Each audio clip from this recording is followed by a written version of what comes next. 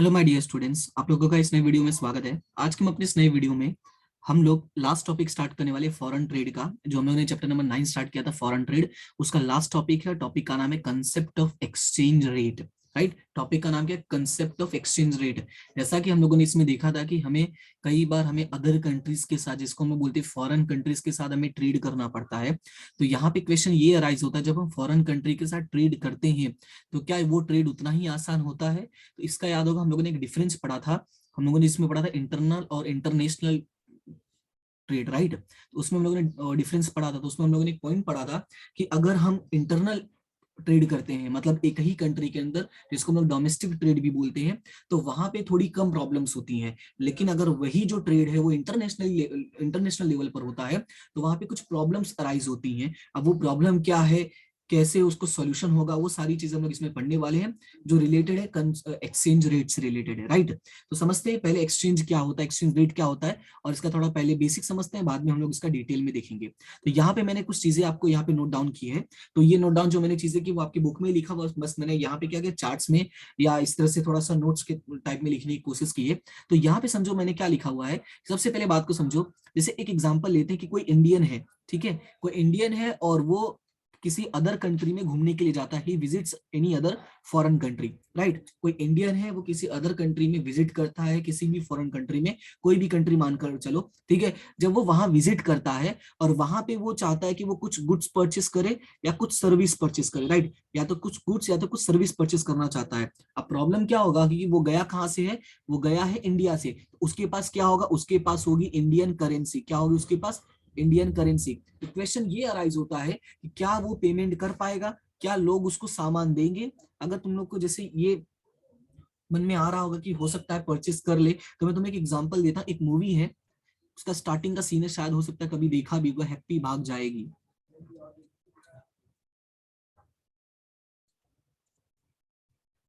शायद कभी देखा होगा, हैप्पी भाग जाएगी करके एक मूवी है। उसमें एक सीन है, अगर आप लोगों ने देखा होगा, कि जो उसमें मेन हीरोइन है, ठीक है, वो स्टार्टिंग में जब गलती से पाकिस्तान पहुंच जाती है और वहां पे वो ऑटो रिक्शा में, ठीक है, ये मेरा ऑटो रिक्शा ऐसा मान लो। तो जब वो ऑटो रिक्शा में बैठ के ना कहीं ट्रैवल करने के लिए जाती है, तो फिर वहां पे जब उसको पैसे देती है, तो वो ऑटो वाला बोलता है ना कि बेबी जी, यहाँ पे तो जिन्ना चलता है, गांधी जी नहीं चलते हैं। राइट, तो कहने का मेरा मतलब क्या है कि अगर तुम किसी अदर कंट्री में जाते हो और वहां से तुम कुछ गुड्स या सर्विस परचेस करना चाहते हो, तो तुम इंडियन करेंसी में अलाउ नहीं है। राइट, तुम इंडियन करेंसी में परचेस नहीं कर सकते। ये तो एक एग्जाम्पल हो गया कि जब कोई इंडियन विजिट करता है। अब दूसरा एग्जाम्पल यहाँ पे मैंने ये ऐड किया है, अगर मान लो सेम वे में कोई इंडियन है जो इंपोर्ट करना चाहता है किसी अदर कंट्री से। राइट, किसी अदर कंट्री से कुछ गुड्स इंपोर्ट करना चाहता है, कोई भी फॉरेन कंट्री, तो अब क्वेश्चन फिर से अराइज होता है कि वो पेमेंट कैसे करेगा। राइट, अब फिर से सवाल यही होगा कि भाई उसके पास तो इंडियन करेंसी है, तो वो पेमेंट कैसे करे। इंपोर्ट का मतलब क्या होता है, याद रखना है। इंपोर्ट का मतलब यहाँ पे गुड्स परचेस करना चाहता है, ठीक है। इंपोर्ट का मतलब क्या है कि वो फॉरेन कंट्री से कुछ परचेस करना चाहता है। सो इट मींस अगेन वो क्वेश्चन अराइज होता है कि वो पेमेंट कैसे करेगा। तो इसका सॉल्यूशन क्या है कि भाई ये पेमेंट कैसे कर पाएंगे। या तो इनके पास क्या हो, देखो यहाँ पे क्या लिखा है मैंने यहाँ पे सॉल्यूशन के तौर पे, कि उनके पास क्या होना चाहिए, फॉरेन कंट्री का करेंसी होना चाहिए, और इंटरनेशनली एक्सेप्टेबल करेंसी होना चाहिए। या तो कोई ऐसा करेंसी होना चाहिए जो इंटरनेशनली लेवल पर एक्सेप्टेबल हो। राइट, जैसे अगर हम बात करते हैं ये हमारे इंडियन रुपीज की, इंडियन नोट्स की बात करते हैं, तो वो बेसिकली इंडिया में ही एक्सेप्टेबल है। अमेरिका में जाओगे या यूएस में, जैसे यूएस हो गया, ठीक है, इंग्लैंड हो गया, वहां पे जाओगे, यूके में जाओगे, तो वहां की अपनी करेंसी पाउंड और डॉलर चलते हैं, तो वहां पे तो एक्सेप्टेबल नहीं है। दैट्स वाई इन लोगों ने क्या बोला कि ऐसा कोई करेंसी होना चाहिए, या तो जो जिस कंट्री से तुम परचेस करे उस कंट्री का करेंसी होना चाहिए, या तो कोई ऐसा होना चाहिए जो इंटरनेशनली एक्सेप्टेबल हो। अब क्वेश्चन ये अराइज होता है कि ये सब तुम लेकर कहां से आओगे। बात तो बोल दिया हम लोगों ने कि फॉरेन कंट्री का करेंसी होना चाहिए या इंटरनेशनली एक्सेप्टेबल करेंसी होना चाहिए। राइट, तो ये सारी क्वेश्चन अराइज होते हैं कि ये सब आएगा कहाँ से। और देखो, ये प्रॉब्लम तो मैंने अपने नजरिए से बताई, मतलब इंडियन के नजरिए से, लेकिन यही प्रॉब्लम दूसरे लोगों के साथ भी होगा, चाहे जो लोग डिमांड करते हैं गुड्स की फॉरेन करेंसी उनके पास होना ही चाहिए। जैसे अगर मान लो कोई यूएसए का पर्सन आता है, ठीक है, कोई यूएसए का पर्सन आता है इंडिया में घूमने के लिए, जैसे मान लो वो आगरा आता है घूमने के लिए, कि चलो भाई आगरा हरिद्वार ये सारी चीजें घूम लेते हैं, तो आगरा और हरिद्वार में जाएगा जब वहां पे, तो वहां पे उसके पास क्या होंगे, डॉलर हो गए। अब मान लो वो लारी वाले से बोलता है भैया फूल दे देना, फूल का पैकेट दे देना, वो चढ़ाना है, तो वो क्या लारी वाला वो डॉलर लेगा? नहीं लेगा, डेफिनेटली नहीं, क्योंकि वो एक्सेप्टेबल नहीं है, वो कहीं लेकर जाएगा तो उसको कुछ मिलेगा नहीं, राइट। तो इसी वजह से क्वेश्चन अराइज होता है कि भाई हमें तो चाहिए फॉरेन करेंसी। अब उसका सॉल्यूशन यहाँ पर क्या है, देखो, सच टूरिस्ट और ट्रेडर्स, अभी ध्यान से सुना, यहाँ से भी मेन टॉपिक स्टार्ट होता है आपका। सच टूरिस्ट और ट्रेडर्स अप्रोचेस बैंक। अब याद रखना है कि ये सारी चीजें जो फैसिलिटीज है कौन प्रोवाइड करता है, या तो बैंक प्रोवाइड करते हैं, या तो ऑफिशियल रजिस्टर्ड करेंसी ट्रेडर्स। याद रखना है कौन प्रोवाइड करता है, बैंक या तो official registered currency traders, to convert their domestic currency into foreign और इंटरनेशनली एक्सेप्टेड करेंसी। याद रखना है कि जो भी टूरिस्ट और ट्रेडर्स आते हैं या वहां जाते हैं, वो लोग जो करेंसी उनके पास है, आई मीन जो फॉरेन करेंसी उनके पास है, ठीक है, जैसे मान लो मैं हूं तो मेरे पास इंडियन करेंसी होगा, तो वहां पे जाके मुझे फॉरेन करेंसी चाहिए होगा, तो मैं कैसे कर सकता हूँ, या तो वहां के बैंक को अप्रोच करूंगा, या तो कोई ऐसे पर्सन को हु इज ऑफिशियली रजिस्टर्ड, याद रखना है officially registered for the currency exchange. Clear है इतना? Now conversion of currency is done at a specific rate. अब इस पॉइंट को थोड़ा सा ध्यान से समझना है, ये वाले पॉइंट को, यहां से यहां तक क्या बोला है, conversion of currency is done at a specific rate. सबसे फर्स्ट वर्ड क्या याद रखना है, कन्वर्जन। किसका कन्वर्जन करना है, जो हमारे पास करेंसी है, कैसे करना है, एट ए स्पेसिफिक रेट। ध्यान से सुना, at a specific and at a specific time, which is known as the exchange rate. तो एक्सचेंज रेट का मतलब क्या है, conversion of a currency at a specific and specific time, which is known as the exchange rate. सबसे simple definition है कि जो तुम्हारे पास करेंसी है उसका तुम फॉरेन करेंसी में एक्सचेंज कर रहे हो, लेकिन कैसे, मतलब कन्वर्ट कर रहे हो, कैसे कन्वर्ट कर रहे हो, एक स्पेसिफिक रेट के तौर पे और स्पेसिफिक टाइम पर कन्वर्ट कर रहे हो।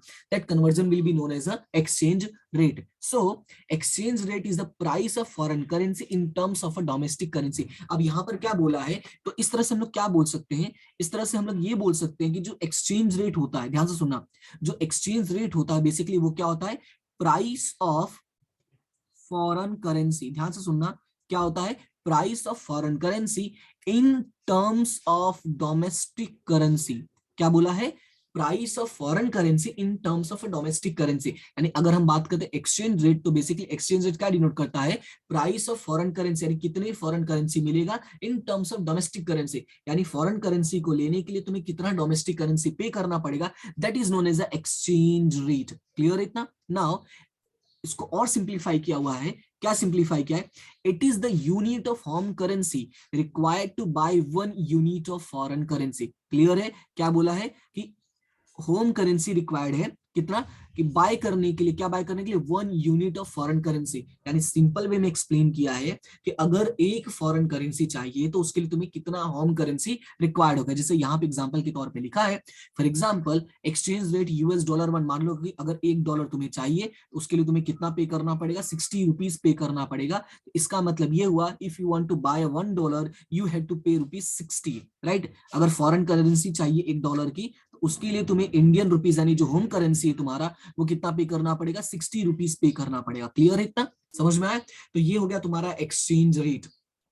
अभी ये बात करते हैं कि एक्सचेंज रेट का इंडिया पर इंपैक्ट कैसे होता है, तो वो समझते हैं यहाँ पे, या जो एक्सचेंज रेट है वो डिक्रीज इंक्रीज कैसे होता है। तो यहाँ पर देखो, rise in the exchange rate for India means, अगर मान लो एक्सचेंज रेट राइज होता है। अब क्वेश्चन ये है कि एक्सचेंज राइज होने का मतलब क्या, तो पहले मैं इसमें अंडरलाइन कर लेता हूँ, ये तुम्हें याद रखना है, rise in exchange rate for India, इसका मतलब क्या है, अगर इंडिया के लिए एक्सचेंज राइज होता है तो ये वर्ड याद रखना है, राइज। इसका मतलब ये है value of Indian currency has declined. तो याद रखना है, क्या याद रखना है, कि डिक्लाइन हुआ है। क्या डिक्लाइन हुआ है हमारा, इंडियन करेंसी अगर राइज हो रहा है, ठीक है, एक्सचेंज रेट जो है वो इंक्रीज होता है, तो एक्सचेंज रेट के इंक्रीज होने का मतलब है हमारे इंडियन वैल्यू की जो वैल्यू है वो डिक्लाइन हो गई है, कहां पर, इंटरनेशनल मार्केट में। इसका मतलब ये है, as now Indian will have to pay more rupees to buy 1 unit of foreign currency. इसका मतलब ये हुआ कि अब हम लोगों को ज्यादा पे करना पड़ेगा, will have to pay more to buy 1 unit of foreign currency. जैसे एग्जांपल के तौर पे यहाँ पे देखो लिखा हुआ है, so we can say foreign एक currency become expensive in Indian rupees and fall. तो सिंपल सी बात है, अगर हमें ज्यादा पे करना पड़ रहा है मतलब हमारी वैल्यू, हमारे रुपीज की वैल्यू की क्या होगी, डाउन होगी। दैट्स व्हाई यहाँ पे वर्ड यूज किया फॉल। अब इसका मतलब क्या है, जैसे अभी ऊपर हम लोगों ने एग्जांपल दिया था कि $1 जो है वो उसकी वैल्यू है टोटल 60 रुपीज के अकॉर्डिंग, राइट। हमने अभी जस्ट ऊपर एग्जांपल लिया था कि $1 की वैल्यू कितनी 60 रुपीज है। तो यहाँ पे अब क्या हो गया, जब फॉरेन करेंसी जो हमारा फॉरेन एक्सचेंज रेट है वो राइज हो गया। फॉरेन एक्सचेंज राइज होने का मतलब ये है कि अब वही $1 को परचेस करने के लिए हम लोग को कितना पे करना पड़ा है, 65 रुपीज पे करना पड़ा है। और 65 रुपीज पे करने का मतलब ये हो गया कि जो हमारा इंडियन वैल्यू है वो क्या हो गया है, फॉल हो गया है। क्लियर है, इंडियन करेंसी की वैल्यू क्या होगी, गिर गई है। बात समझ में आया, क्लियर है। अब देखो यहाँ पे जो भी मैंने चीजें बताई उसमें तुम्हें लर्न क्या करना है, कैसे समझना है। तो देखो यहाँ पे डेफिनेशन जो है बहुत सिंपल दिया गया है। क्या दिया गया डेफिनेशन, कि भाई एक्सचेंज रेट का मतलब क्या होता है कि price of foreign currency in terms of domestic currency. Simple, price of foreign currency in terms of domestic currency. अगर हम पढ़ रहे तो हम अपने डोमेस्टिक करेंसी के अकॉर्डिंग रीड करेंगे, और वो लोग पढ़ रहे तो वो लोग अपने करेंसी के अकॉर्डिंग रीड करेंगे। दैट्स व्हाई उनके लिए भी डोमेस्टिक हो जाएगा। क्लियर है। और ये जो कन्वर्जन होता है स्पेसिफिक रेट पे और स्पेसिफिक टाइम के अकॉर्डिंग होता है, तो ये याद रखना है। इसका सिंप्लीफाई करते हो तो मतलब ये है कि एक फॉरेन करेंसी को परचेस करने के लिए कितना होम यूनिट पे करना पड़ा है, यानी होम करेंसी का यूनिट पे करना पड़ रहा है। तो जो यहाँ पे एग्जांपल दिया है।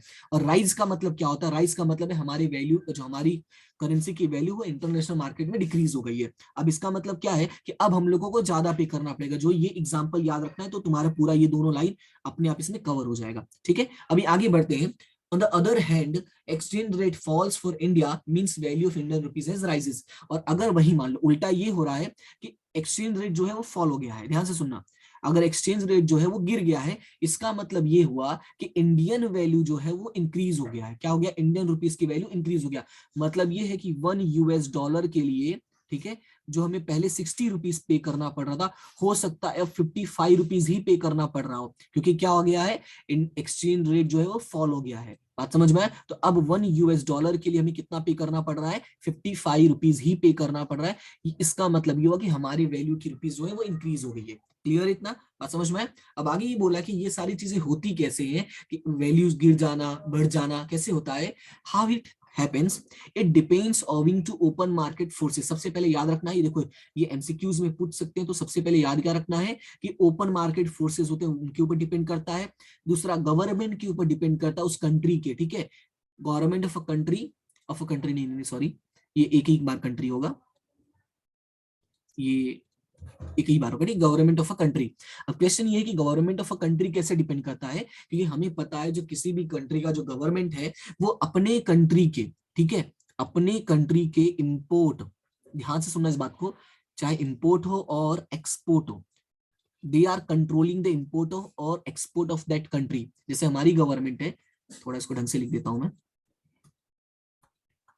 जैसे जो हमारी गवर्नमेंट है वो भी क्या करती है, इंडियन गवर्नमेंट, वो भी हमारे कंट्री के जो इंपोर्ट है, ठीक है, या जो एक्सपोर्ट है, ठीक है, उसको वो लोग कंट्रोल करने की कोशिश करते हैं। तो अब कंट्रोल कैसे करेंगे, अगर फॉरेन करेंसी की वैल्यू इंक्रीज या डिक्रीज हो जाती है, कम ज्यादा हो जाती है, तो यहाँ के लोग परचेस करना बंद कर देंगे, सेल करना बंद कर देंगे। कैसे, वो भी आगे एक्सप्लेन करते हैं। ठीक है, या तो price of goods in the various country, देखो 3 रीजन मैंने लिखा, पहला क्या लिखा है, ओपन मार्केट फोर्सेस, दूसरा लिखा है government of a country, and third है price of the goods in the various country. Some time जो हम गुड्स परचेस करना चाहते हैं उसकी प्राइस पर भी डिपेंड करता है अदर कंट्रीज के, जैसे हम आईफोन की बात करते हैं, राइट। तो अगर आईफोन परचेस करना होता तो इंडिया में जैसे उसकी वैल्यू 1 लाख रुपीज से ज्यादा होती है, लेकिन फॉरेन कंट्रीज में उसकी वैल्यू काफी डाउन होती है, राइट। तो डिपेंड करता है उस गुड्स का प्राइस कैसा है अदर कंट्रीज में, तो उसके ऊपर भी डिपेंड करता है हमारी फॉरेन करेंसी की वैल्यू।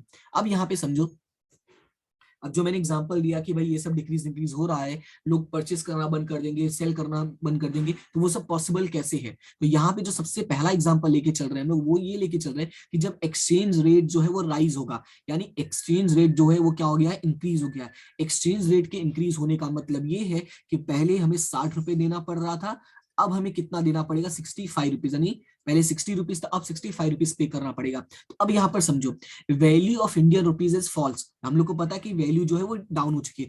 एक्सचेंज राइज का मतलब यही होता है कि इंडियन रुपीज की वैल्यू क्या हो गई, डाउन हो गई है। अब ध्यान से समझना, so the demand for imports by India tends to decline and exports tend to rise. इसका मतलब ये हुआ कि जो इंडियंस हैं हमारे, वो क्या करेंगे कि जो गुड्स इंपोर्ट कर रहे थे उसको क्या कर देंगे, डिक्लाइन कर देंगे।